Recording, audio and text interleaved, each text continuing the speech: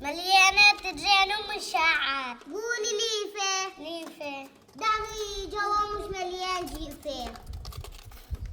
شبيك؟ قولي لحاطة. جوا ما مليان جيفة. اطلع علش معاي. اليوم جوات فيه جيفة. القبل عم يحطها بجرينها. يا اخي ما تخلون واحد هنا بخي خذي بنت شو قال على شبشة اريد انام. في عليش مرة انا عارفه اللي شعر شعرك. هذا مو شعر هذا وبر. ما تعرفين الوبر ما الشعر اضربيه على الليزر هالوبا. هذا تعرفين كم جلسه بده؟ والله ما اعرف هيك مره رحت اريد اضربه على الليزر ايه وكان احترق الجهاز مدري وش هذا بده 18 جلسه. 18 جلسه. اول جلسه بس يحرق هيك الشعر يصير شو. والله قالوا لي النسوان نصحني قال لي بلاش الليزر جداحه او كبريته علقيها وانطيها. لا عندنا جداحة. ما راح تدخل بالها هي. شو اريد اجرب